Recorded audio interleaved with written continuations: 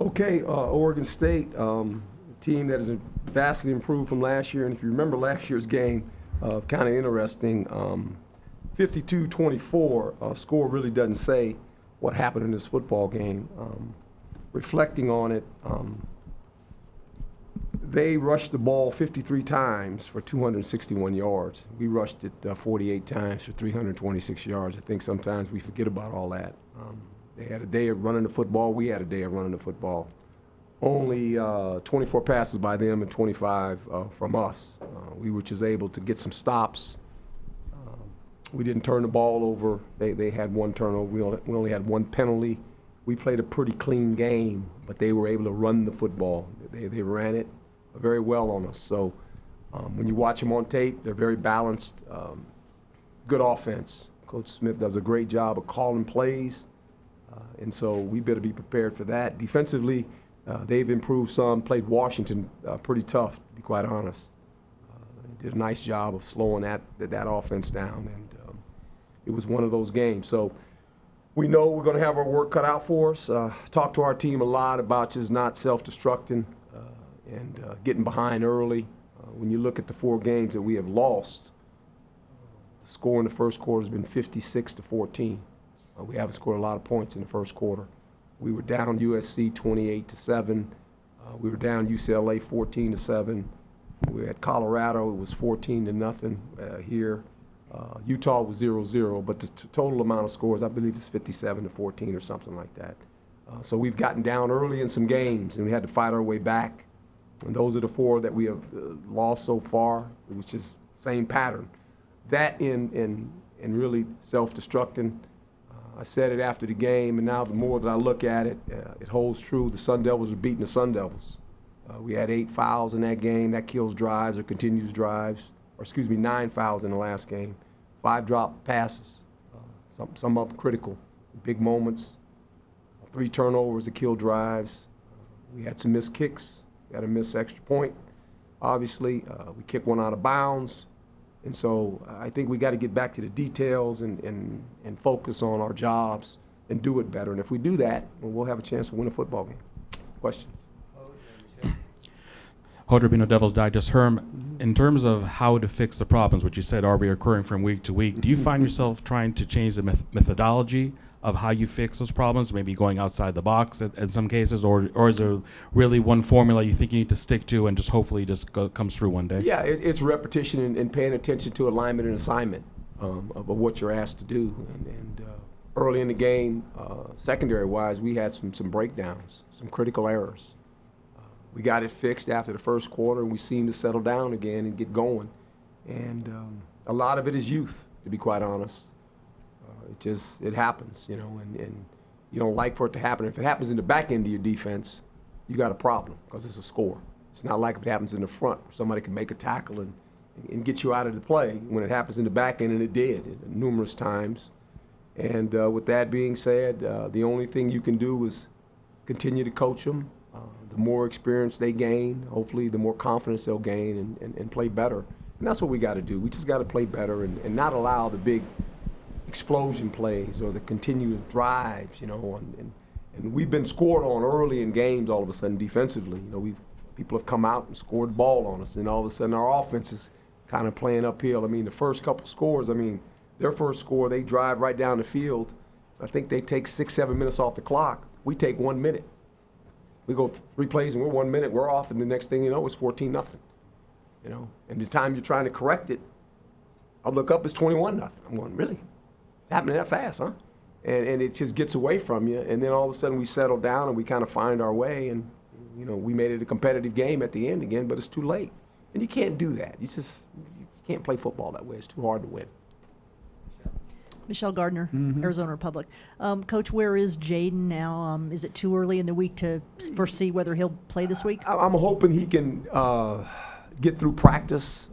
He was, last week he practiced a little bit but couldn't quite get through it.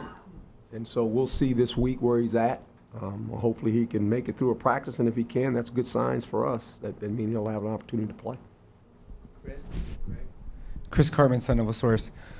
Herm, what have your thoughts been about the progress from year 1 to year 2 with some of your key defensive players, especially ones who were freshmen last year, Merlin, Darian, Ashari, et cetera? Not as explosive. Need to play better, be quite honest. And that's what has to happen in games. You know, your good players need to play well. They need to make plays for you. And they're close.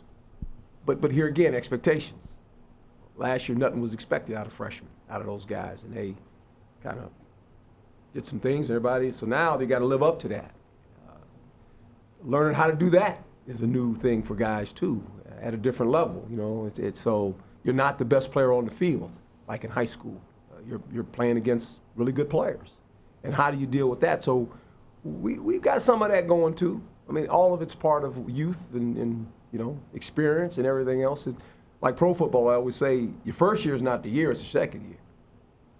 It's your year after your rookie year. And I experienced it as a second-year guy. You know, started my rookie year, and no one expects anything, and you get 6 interceptions in 14 games. Everybody goes, ooh, pretty good, right? Your second year, all of a sudden, you get 16 games, and my father passed away, and that was something I was dealing with early. And all of a sudden, about halfway through the season, I found my way. Now, I wasn't the same guy. I wasn't making the same kind of plays, and fought my way out of it, and ended up getting 7 interceptions, right? But I fought my way out of it, and I think I understand that because I went through it, and it's part of the growing process, and you can't rush it, and every guy's different. And it's not an excuse. It's just it's the reality of it all.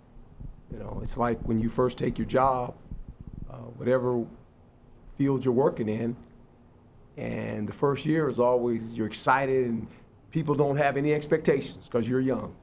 And you get in your job and you start working. And the next year it's like, uh-oh, I got to meet this, right? It becomes a little different. And it's no different in sports. It's no different. We see it all the time, and it's just problem we got. It's not 1 or 2 guys, it's 3/4 of your football team, right? And you go through it. And you can't get mad at the players, because I know I was a player, I get it. And you can't rush them through it. And they all find a way to figure it out. And when they do that, we're going to have a chance to be a good football team. But we got to live with it right now. Greg Moore, Arizona Republic. Coach, are you concerned with the defense in the first quarter? Is it an issue of effort or is it an issue of game plan? I don't know if it's effort or game plan. I just think it's a lack of focus at times. Because we didn't change the game plan after the first quarter. I mean, it was like, okay, we had this game plan, and I'm scratching my head. I said, did we do something wrong here? And then they get 3 points. It was the same offense. Same players, they got 3 points the rest of the game. And I'm like, well, what happened the first quarter? I don't know, the game plan so much. I mean, when you play cover 2, I mean, that's about as basically as it gets. It's like too deep, and it's like, okay, just don't give up a deep ball. We might have set a college record. We have a 95-yard passing versus cover 2. I'm like, that's cover 2. I mean, you can't, that's just, you stay deepest is the deepest. And you got 2 guys running deep. We got a guy running right down the middle. I'm going, okay, intercept the ball. No, it's a touchdown. I don't know. I can't figure that one out. And when you're supposed to have the running back, and he goes out to the flat, go cover the running back.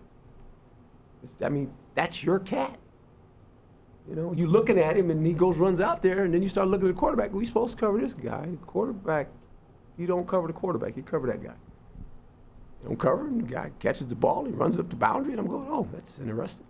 So I don't know. So I don't know if it's so much a game plan. I just think it's maybe guys trying to do too much or trying to make a play rather than it's just play the defense that's called and fundamentally play it correctly. And if you do that, then you got a chance to be successful. If not, then errors happen. It's my opinion. Chairson Susel, NBC Phoenix. Yes. Herm, you briefly mentioned your dad. With it being Veterans Day today, does this day have a little bit of special meaning to you? It does. It does. It really does. And, I didn't really realize that. And then all of a sudden I got in here so early, no one was here anyway. And then around 8 o'clock, I'm like, where's the ladies at? And you realize it's a special day for all those that have served our country, men and women. And you can't thank them enough for their service. Freedom is never free. And I think sometimes we don't realize that. And I learned that from my dad. So, special day for me. A lot of memories when this day hits every year. Doug Haller, The Athletic. Herm, just what was when you realized you had to go with Joey, what was your comfort level with a guy who hasn't, seen mop-up duty, really any action at all this year? For me, it was really no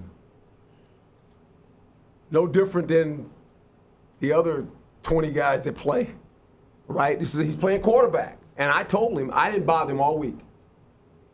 I waited till, game day.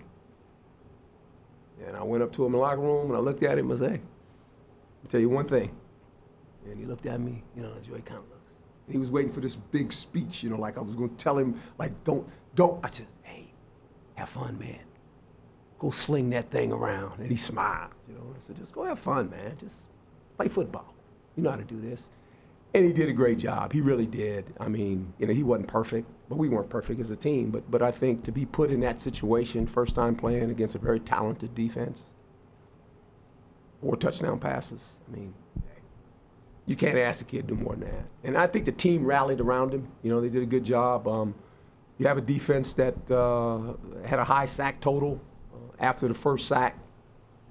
Hey, he stood in the pocket and threw it. It wasn't like, we moved him out. We moved him out a couple times, got him on the perimeter with some boots and stuff like that, but he stayed in the pocket. And that's what he does well. He feels the pocket. He knows how to move in the pocket to get some more time, and he made some nice throws. I think it's shocked everybody that he would throw the ball down the field as much as he did. And he did. He saw, man, when he sees press coverage, it's like, hey, I told him, go ahead and chuck it, man. Go ahead and chuck it. If you want to chuck it, just chuck it. And he chucked it. He didn't have any problem throwing it down. The first 2 plays was like, boom. I'm going, ooh. Problem is, 3 plays, they're all passes, and it's like 1 minute went off the clock. I said, that's not good. So we got to make first down somewhere along the line, right? But he ended up finding his way and did a pretty good job for us. Had a chance at the end, we fell a little short. Yeah. Also, Herm, didn't fumble, I don't think, at all last year. And this year, I don't know if you could say it's a problem, but he's lost 3, I think. Is he? They talked on the TV telecast. Maybe he was fighting a little, exposing the ball when he was fighting. Well, I think the one hit was right on the ball. Hit him square, and when he went into the guy, he went and led with the shoulder that he's carrying the ball. And Eno's not a fumbler by any stretch of imagination. He hadn't fumbled the ball at all the year prior to that, I don't think. And this year, he just happens to come out a couple times. So I'm pretty sure he'll secure it. And probably at times, because he fights so much for yardage when he gets hit. Here's the problem when you fumble it. It's like, okay, the word gets out, right? And defenses come now when they're coming to attack the ball. That's what they do, and it's no different at any level. When you see that on tape, your coaches are saying, go after the ball. Just go after the ball. And Eno always fights for extra yards, but he's not a fumbler, and we got to get him the ball when we can. He had a big day against these guys last year, and their defense is probably talking about that. They don't want that to happen, but their runner had a big day against us too. So it was a game that it was some scoring in it, but there was a lot of running in it. And when you think about it, no one anticipated that both teams would run the ball that many times, and they did. They did as well as us. Coach, I remember you saying the first week of spring practice, too many balls on the ground. Yeah. And it seems like that's been another thing that's been Yeah. a bugaboo of you guys is in all these losses. Yeah, ball on the ground, missed opportunities. As I stated, 5 drop balls in that game, which you got to catch. You got to catch the ball, and you can't drop it. And in big moments, and I think on the last drive we dropped a couple. And if we catch them, I mean, if we catch one of them right early in the drive, we're on the 50 with 3 minutes left. Because we had lots of time. I mean, the time wasn't a factor. College football. I mean, you make a first down, the clock stops. We had 3 minutes and 36 seconds. So to me, it was okay. Let me use my timeouts now, so I can, because I know what they're going to do. They're running the clock down when they had the ball, and they're going to run it down because that's what I'm going to do. I'm going to run it down as much as I can to get as much time off the clock. It's not like pro football where first downs, it doesn't matter. You got to get out of bounds. In college, stop the clock every time you make a first down, and if you get past the 50 at that point, you can clock it every time you make a first down or a second down to stop the clock. So we had plenty of time. We dropped some balls that we got to catch, and the guys feel bad about dropping them, and I get it. We've got to catch them in those moments. Coach Michael Carrasino, Sports Hangover. You talked about, obviously, Joey's performance, but you always hear about other players saying a quarterback's command of the huddle. Do you feel as the game went on that they were responding to him more in the huddle, had a really good command of it? I think, the players are very, very confident in Joey. Joey has you don't see it a lot, but he's got a really good personality. His Peyton Manning is kind of his idol. He has mannerisms like Peyton Manning. He really does. If you watch Peyton Manning and watch Joey, he's gone to all his clinics and all that stuff, and he has the mannerisms of patting his feet in the pocket, and when he throws a pass, Peyton Manning just pull up his sleeves. He does that, so he kind of mimics him. And on our Fridays we have that candid camera deal. We always do things on Fridays I get about 8 players, and we have a candid camera deal, having fun with him. And I showed like Peyton Manning, right? Like in games, it's like they're like this, and then I showed Joey in practice doing it. And the players are like dying because he wears 18 like Peyton Manning. That's his guy. He studied him. He's gone to his camps, and all of a sudden he comes out. He comes in the game, and the first play he's chucking it. And I said, he thinks he is Peyton Manning. You got to be kidding me. He chucks the first one. He sees man coverage, press coverage, and I'm like, no, he doesn't. He said, yeah, he's audible. He's gonna throw it deep. I said, good for you, son. And he throws one down the rail. I go, well, he ain't afraid. Just throws it, so it's okay. It's all good. Anyone else? Yeah. Tim Healy, ASU Radio. Herm, a two-parter. How does his ability to throw the long ball, the deep ball, compare to a young man of that age that you've seen in the past? And the second question would be just simply, you clearly have 2 really, really good quarterbacks that are true freshmen. When you came here to build the program, is that the first position you needed to get locked down personnel-wise? Yes. Answering the second question first, exactly. Because when you feel like you have a quarterback, you could build your team around that. We're still some pieces away, but that comes in recruiting. And there was a lot of recruits here this weekend, and we hosted a bunch of them, and I think we had some good vibes going with some of these kids. But Joey has he has a feel. Some guys can throw the long ball very well, and Joey, he has a catchable long ball where he puts enough air on it where guys can go make a play, especially when they're in man coverage where their back's turned away.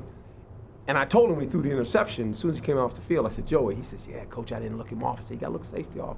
And then he said this too, which is kind of, it didn't surprise me. He says, those guys are pretty fast. I said, yeah, they're fast. Because of the speed of the game. He hadn't played in the real game. He's practiced, but he hadn't played in the real game. And the speed of the game gets everybody when they first go in the game. So that caught him a little bit by surprise. The safety made the play. But then after that, he did a nice job of looking him off and throwing the ball, So he's a quick learner. And he's got some talent now. He's got football talent. He throws a nice catchable ball, and so the moment wasn't too big for him, and I don't think anyone felt that. I didn't. I had no anxiety about how he was going to play. I really didn't. I just think he's going to be okay, because I trust the players. I just do. You got to go play, man, and he did a pretty good job of playing football for us. Jeff Metcalf, Arizona Republic. What's your, going back to Eno, kind of what's your read on the running game at this point? And just the whole combination of everything going on up there? Yeah, it's been a little bit inconsistent for the most part. We had flashes of making some yards. Even that game, we had some flashes of making some yards. Problem is, we've gotten behind, and that always is a cause for concern. You know, now this game we kind of caught up after the first quarter. You know, we held them, but you're behind, and now you're trying to score, and you know people come in, and rightly so. We got Joey, who's never played quarterback yet, and you're USC. I mean, what are you going to do? You're going to stack the box. You're going to say this freshman quarterback has never played a game. Why wouldn't we stop Eno? And that's Eno. I told him that in the offseason. I said, Eno, I said, the likelihood of a freshman quarterback playing is really high. And I said, you got to realize that they're going to put 8 guys in the box until that quarterback can beat them. And I said, here's the next problem. I said, I didn't know this, but after week 2, I said, now you got a left tackle and a right guard that are freshmen too. It's not that we were fortunate last year when we got into the program. We went and got 2 veteran players. We got Casey from Stanford, played tackle. We got Roy. We had an experienced offensive line. Now we don't. We don't have that same experience. You got 2 younger players playing. Okay, that puts a burden on everybody, and so that's part of the process, and you know it. And there's no other guy we can. Those are the guys we're playing. You know, Roy is kind of playing all over the place. It's good to have him because he can give some guys relief every once in a while. But Eno knew that coming in, and I told him it's going to be hard, man. I said it's no one's fault, but that's kind of where we're at right now as a team because that's what we're trying to build. So last year was different. When I came in, I said, we got to get an offensive line. We have to, going forward, we're looking for some older players because the guys that are bringing in, we're bringing in some more freshman offensive linemen, but they're freshmen. We need some guys that have played. You know, and that's why, here we go, I hate to say it, here, Mr. Portal, right? Or grad transfers. I mean, are we looking for guys? We're looking for guys.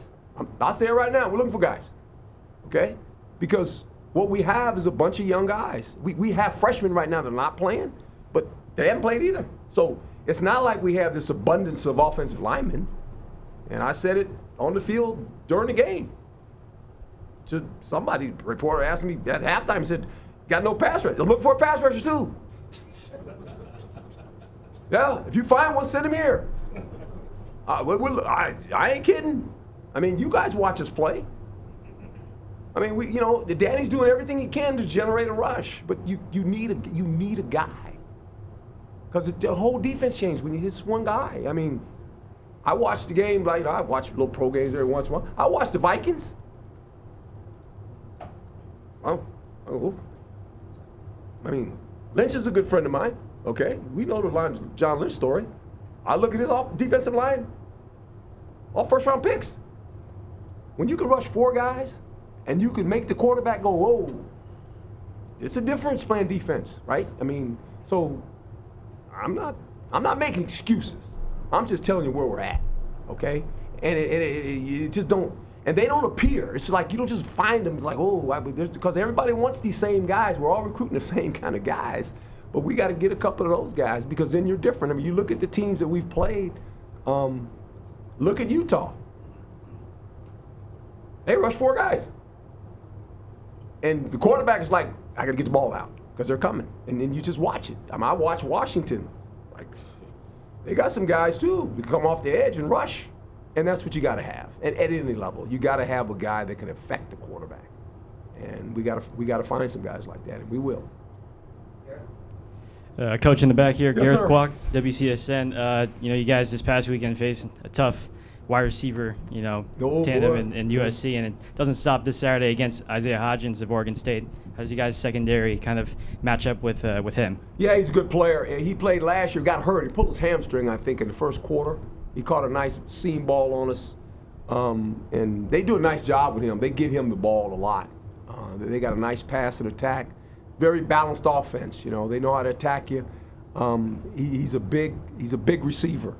You know, he's about 6'3", 205, somewhere right around there. Runs good, has good hands. So he's a handful now. They're going to throw him some balls, some jump balls. He's got I think 12 touchdowns, somewhere right around in there, I believe. So he's a good player, and they got two good runners. You know, they run the ball. They're a very balanced offense.